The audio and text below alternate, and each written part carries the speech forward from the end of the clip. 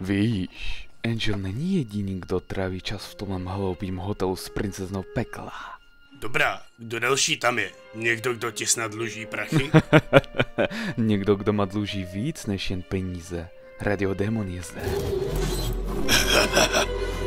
Co jsi to právě řekl? Slyšel jsi mě.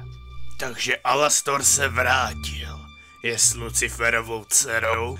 A tebe nenapadlo mi to říct jako první! Hej, zabíjení Alastora je tvoje parketa. Alastore, myslím, že už toho má dost. Ještě aspoň pár randej. Děkuji ti za další zapomenutelný zážitek. Díky za to, že nedáš pozor. Kruci.